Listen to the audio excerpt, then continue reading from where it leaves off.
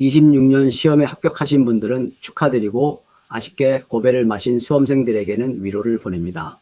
지난 시험 결과는 뒤로 하고 다시 27년 합격을 위해 달려봅시다. 자, 26번 문제입니다. 산업안전보건법상 근로자 안전보건교육기관의 시설 및 장비 기준에 대한 내용인데요. 괄호 안에 들어갈 내용을 올바르게 채워야 합니다. 사무실은 연면적 기역 제곱미터 이상, 강의실은 연면적 니은 제곱미터 이상이어야 합니다.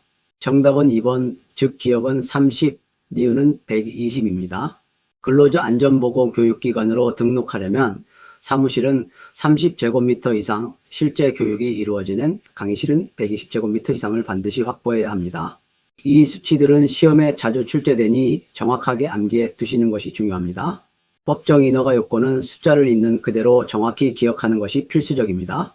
27번 문제, 산업안전보건법상 안전보건교육, 과정별 교육시간으로 옳지 않은 것을 고르라는 문제입니다.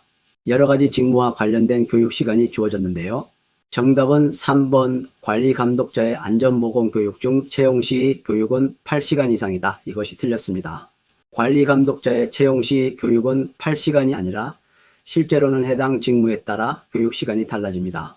다른 보기들은 모두 올바른 교육시간입니다. 예를 들어 검사원의 성능검사 교육은 16시간 이상, 건설 일용 근로자의 기초안전보건 교육은 4시간 이상, 성면조사기관 종사자와 복권관리자의 신규 교육은 34시간 이상이라는 점을 꼭 기억해 주세요. 28번 문제입니다. 제조업 사업장에서 특별교육을 18시간 실시할 때 여러 교육 방식을 혼합하여 계획을 세운 경우입니다. 안전보고 교육 규정에서 정하는 교육 형태별 시간 배분에 적합한 것을 모두 고르는 문제인데요. 정답은 5번 디귿과 리을입니다.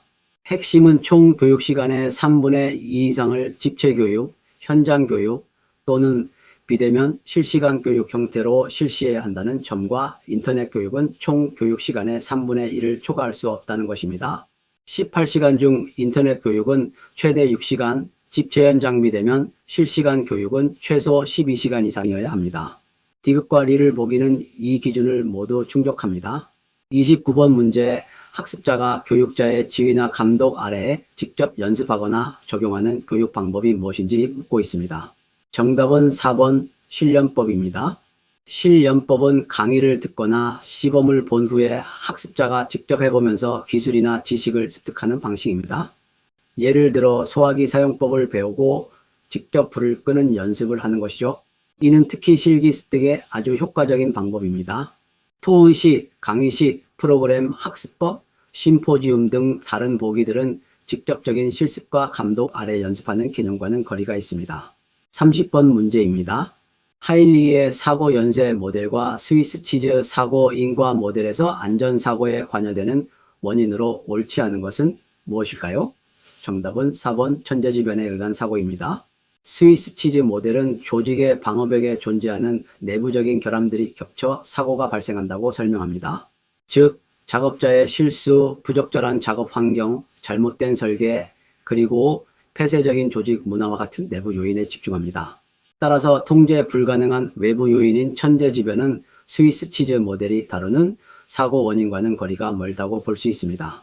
31번 문제, 시스템 안전과 안전문화 유지를 위한 리더십 발휘가 회사나 자신에 대한 명예의 명성을 유지하고 인정받으려는 동기와 관련될 때 매슬로우의 욕구 5단계 이론 중 어느 단계에 해당하는지 묻고 있습니다. 정답은 4번 자기 존중 욕구입니다. 자기 존중 욕구는 타인으로부터 존경받고 자존심, 지위, 명예 등을 추구하는 단계입니다. 안전을 통해 자신의 명예나 회사의 명성을 높이려는 동기는 이 자기 존중 욕구에 해당합니다. 1단계 생리적, 2단계 안전, 3단계 애정사회적, 5단계의 자아실현 욕구와는 다른 개념임을 명확히 구분해야 합니다. 32번 문제, 산업안전보건법상 산업안전보건위원회에서 심의 또는 의결해야 하는 사항을 모두 고르라는 문제입니다. 정답은 5번 니은, 디귿, 리글, 미음입니다. 위원회는 근로자의 안전보건 교육에 관한 사항, 공정안전보고서 작성, 안전보건 개선계획 수립, 중대재해 원인조사 및 재발방지 대책 수립 등 거시적인 정책 및 계획을 심의 의결합니다. 반면 기역, 안전장치 및 보호구 구입 시 적격품 여부 확인은 현장 관리자들이 실무적으로 처리해야 할 구체적인 업무이므로 위원회의 심의해결 사항에는 포함되지 않습니다. 33번 문제입니다. 산업안전보건기준에 관한 규칙상 작업도구인 훅과 체인의 사용 금지 기준에 대한 내용입니다. 괄호 안에 들어갈 내용을 올바르게 채워야 하는데요. 정답은 3번, 기억은 10, 니은은 5, 디귿은 10입니다. 훅의 입구 간격이 제조 시보다 10% 이상 벌어지거나 체인의 길이가 제조 시 길이의 5%를 초과하여 늘어나거나 링의 단면 지름이 제조 시보다 10%를 초과하여 감소한 경우에는 폐기해야 합니다. 이러한 수치들은 안전에 직결되므로 정확하게 암기하고 있어야 합니다. 하나라도 틀리면 큰 사고로 이어질 수 있습니다. 34번 문제입니다. 사업장 위험성 평가에 관한 지침에서 작업의 일부를 도금에 의해 행하는 경우 위험성 평가를 실시하는 주체로 옳은 것은 무엇일까요? 정답은 4번 수급인과 도급인이 각각 실시한다입니다. 도급인 즉 원청과 수급인 즉 하청은 모두 자신의 소속 근로자들의 안전을 지킬 법적 책임이 있습니다. 따라서 각자의 작업 영역에 대해 독립적이면서도 상호 협력적으로 위험성 평가를 각각 실시해야 합니다. 어느 한쪽만 실시하거나 일용직 근로자가 주체로 실시하는 것은 법 규정에 위반됩니다. 35번 문제입니다. 사업장 위험성 평가에 관한 지침에서 위험성 평가를 실시한 것으로 인정하는 경우로 옳지 않은 것을 고르는 문제입니다. 정답은 1번 밀폐공간 작업 프로그램의 수립 시행입니다. 밀폐공간 작업 프로그램은 매우 중요한 안전조치이지만 위험성 평가를 실시한 것으로 인정가름해주는 특례 제도에는 포함되지 않습니다. 반면에 근골격 깨부담 작업 유해요인 조사, 공정안전보고서 작성 매년 또는 경련 그리고 위험성 평가 방법을 적용한 안전보건진단 등은 별도의 위험성 평가를 실시한 것으로 인정받을 수 있습니다. 36번 문제 사후 보전 관점에서 볼 때 설비 시스템이 어떤 시점에서 요구 기능을 수행할 수 있는 상태에 있을 확률을 나타내는 신뢰도 평가지수가 무엇인지 묻습니다. 정답은 3번 가용도입니다. 가용도는 시스템이 고장 나더라도 수리를 통해 복구되어 정상적으로 기능을 수행할 수 있는 상태에 있을 확률을 의미합니다. 정비도, 고장률, 고장 밀도 함수, 위험도 등은 각각 다른 의미를 가지므로 가용도와의 차이를 명확히 이해하고 있어야 합니다. 37번 문제입니다. 밸브 4개가 직렬 및 병렬로 연결된 시스템의 신뢰도를 계산하는 문제입니다. 각 밸브의 신뢰도를 X라고 할 때 시스템의 신뢰도는 어떻게 될까요? 정답은 2번입니다. 시스템을 잘 보시면 밸브 1과 밸브 4는 직렬로 연결되어 있고 그 사이에 밸브 2와 밸브 4가 병렬로 연결된 구조입니다. 먼저 병렬 부분의 신뢰도를 계산하면 1 빼기 1-x 곱하기 1-x 즉 2x-x의 차승이 됩니다. 그리고 직렬은 모두 곱하는 것이므로 x 곱하기 2x-x 곱하기 x를 하면 x2x-x 즉 2x3승-x의 사승이 됩니다. 신뢰도 계산은 직렬과 병렬의 공식을 정확히 적용하는 것이 중요합니다. 38번 문제 논리연산표에서 괄호 안에 들어갈 내용을 올바르게 고르는 문제입니다. XOR 베타적 논리합과 OR 논리합 게이트의 진리표를 이해하고 있는지 묻는 것이죠. 정답은 1번 기억은 0, 니은은 0, 디귿은 1입니다. XOR은 두 입력이 서로 다를 때만 1을 출력하고 같으면 0을 출력합니다. 따라서 A는 0, B는 0일 때 기억은 0이고 A는 1, B는 1일 때 니은도 0이 됩니다. OR은 두 입력 중 하나라도 1이면 1을 출력하므로 A는 0, B는 1일 때 디귿은 1이 됩니다.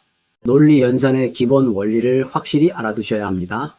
39번 문제 서프 인간과 오율 예측 기법에 대한 설명으로 옳지 않은 것을 고르라는 문제입니다. 정답은 2번 사람이 틀리게 조작하더라도 안전하게 되도록 하는 기법이다 입니다. 이 설명은 풀프루프라고 하는 본질적 안전 설계 원칙에 해당합니다. 서프는 인간의 에러 발생 확률을 수치화하고 분석하는 평가 도구이지 직접적으로 사고를 예방하는 설계 기법은 아닙니다. 초기 사건을 이원적으로 모형하고 인간 과오를 정량적으로 평가하며 각 작업의 성공 실패 확률을 계산하고 민감도 분석을 통해 결과를 통합하는 것이 서프의 주요 특징입니다. 40번 문제입니다. 산업안전보건법 시행령 제42조에 따른 유해위험방지계획서 제출 대상 사업이 아닌 것은 무엇일까요? 정답은 5번 연면적 5,000제곱미터인 전시장의 건설공사입니다. 유해위험방지계획서 제출 대상인 다중이용 건축물은 연면적 5,000제곱미터 이상일 때로 기준하지만 그 용도가 문화 및 집회시설, 판매시설, 종합병원 등으로 한정되어 있습니다. 일반적인 전시장은 이 특정 용도에 해당하지 않습니다. 나머지 보기들은 모두 법정 기준을 초과하여 계획서 제출 대상에 해당합니다. 이처럼 법적 기준과 예외사항을 정확히 구분하는 것이 중요합니다. 41번 문제입니다. 노약자를 위한 유니버설 디자인 개념을 적용할 때 필수적으로 고려해야 할 사항이나 설계 원리로 옳지 않은 것은 무엇일까요? 정답은 3번 반드시 최신 기술을 사용하도록 설계해야 한다는 것입니다.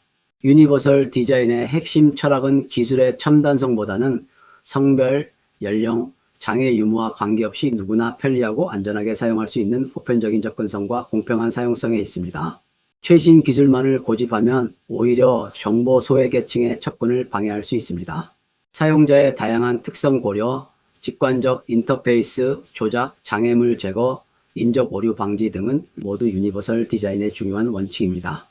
42번 문제, 인간, 기계 및 인터페이스로 구성된 인간-기계 시스템에서 인간의 수행도를 측정하는 평가 척도로 옳지 않은 것은 무엇일까요? 정답은 5번 자동화 수준입니다. 자동화 수준은 시스템 내에서 기계나 컴퓨터가 얼마나 많은 제어 권한을 가지고 작동하는지를 나타내는 것으로 인간이 얼마나 업무를 잘 수행하는지를 나타내는 직접적인 척도는 아닙니다. 반면 정신적 작업부와 오류 횟수, 사용자 만족도, 학습 시간 등은 모두 작업자인 인간의 상태나 성과를 직접적으로 측정하는 중요한 평가 척도들입니다. 이 점을 혼동하지 않도록 유의해야 합니다. 43번 문제입니다. 인간의 정보 탐지 능력에 관한 정보 이론에 따라 동일한 발생 확률을 가진 8개의 신호가 있는 표시장치의 정보량은 얼마일까요? 정답은 3번 3비트입니다. 정보 이론에서 발생 확률이 모두 동일한 n개의 신호가 있을 때 정보량 h는 비트를 이루하는 로그 함수인 h는 로그 2의 n 공식으로 계산합니다. 문제에서 신호의 개수가 8개이므로 h는 로그 2의 8이 되어 3비트가 됩니다. 이 공식은 인간공학에서 정보 처리량을 이해하는 데 기본이 되므로 꼭 기억해 두셔야 합니다. 44번 문제, 작업 공간 및 작업대에 관한 설명으로 옳지 않은 것을 고르는 문제입니다. 정답은 3번, 앉은 자세에서 작업을 할 경우 의자의 높이가 반드시 고정되도록 설계해야 한다는 것입니다. 사람마다 신체 치수가 다르기 때문에 의자 높이가 고정되어 있으면 대부분의 작업자가 불편한 자세로 일하게 되고 이는 근골격계 질환의 원인이 됩니다. 올바른 설계는 작업자의 체형에 맞게 의자 높이를 조절 가능하도록 하는 것입니다. 다른 보기들은 모두 인간공학적인 작업장 설계의 올바른 원칙을 설명하고 있습니다. 45번 문제입니다. 신체 부위의 동작 유형과 범위를 분류한 것으로 옳은 것을 고르는 문제입니다. 정답은 4번, 기억은 신전, 니은은 내전, 디귿은 외선입니다.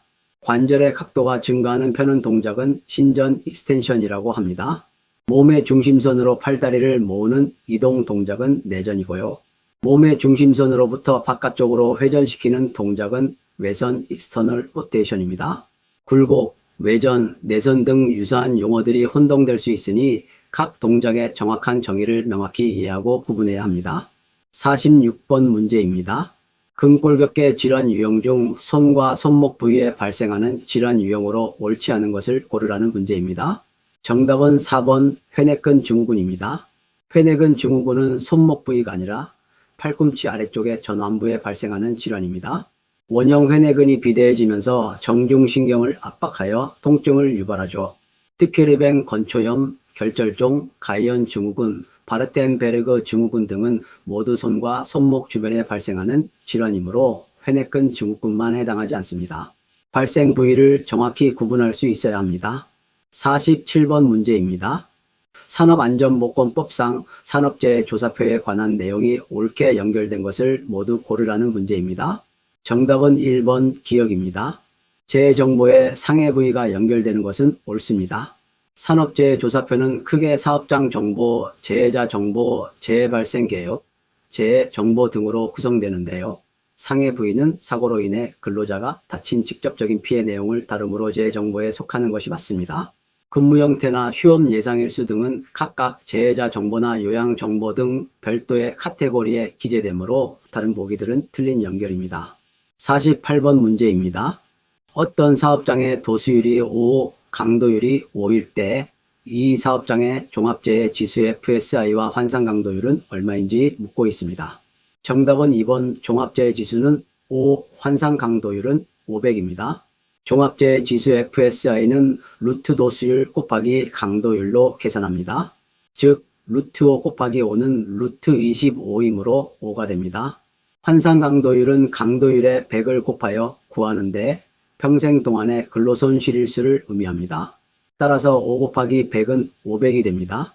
이 두 가지 공식은 시험에 자주 나오니 꼭 정확히 기억하고 계산할 수 있어야 합니다. 49번 문제, 산업재해 통계 업무처리 규정상 요양 근로손실일수 산정 요령에 관한 내용으로 옳지 않은 것을 고르라는 문제입니다. 정답은 2번 신체장애자 3등급의 경우 근로손실일수는 5,500일이다 입니다. 해당 규정에 따르면 노동 능력을 영구적으로 완전히 상실한 것으로 간주되는 최고의 장애 등급인 1등급부터 3등급까지는 모두 동일하게 최고치인 7,500일의 근로손실일수를 적용합니다. 따라서 3등급은 7,500일이므로 5,500일이라는 설명은 틀렸습니다. 나머지 등급별 손실일수는 모두 규정에 부합하는 내용입니다. 50번 문제입니다. 안전검사 절차에 관한 고시상 안전검사 대상 기계인 압력용기의 규격 및 형식별 적용 범위에 대한 내용입니다. 괄호 안에 들어갈 내용을 올바르게 고르라는 문제인데요. 정답은 5번 기억은 설계, 니은은 0.2입니다. 압력용기가 안전검사 대상에 포함되는 기준은 해당 용기가 제작될 때 버틸 수 있도록 목표한 최대 한계 압력인 설계 압력이 게이지 압력 기준으로 0.메가파스칼을 초과하는 경우입니다. 사용 압력과 같은 다른 용어나 잘못된 수치로 혼동하지 않도록 주의해야 합니다. 이 기준은 폭발 위험이 높은 압력 용기의 안전을 위해 매우 중요합니다. 자, 여러분 이번 기출문제를 통해 살펴본 핵심 암기 키워드들을 다시 한번 정리해 보겠습니다. 법정 교육시간 및 시설 기준, 즉 사무실 30제곱미터, 강의실 120제곱미터와 각 직무별 교육시간은 1순위 빈출 내용입니다. 스위스 치즈 모델처럼 안전 이론과 메슬로우의 욕구 5단계도 중요하죠. 특히 천재지변은 외부 요인이라 제외된다는 점, 그리고 양중기 후 체인 폐기 기준과 압력용기 검사 대상의 설계 압력 0.2 메가파스칼 초과 같은 법정 필수 수치들은 숫자를 정확히 외우셔야 합니다. 마지막으로 시스템 신뢰도 계산 공식, 종합재해 지수와 같은 통계 계산식, 그리고 인체 관절 동작 명칭과 정보량 공식 등 인간공학 관련 내용도 꾸준히 출제되니 꼼꼼히 복습하셔서 좋은 결과 얻으시길 바랍니다.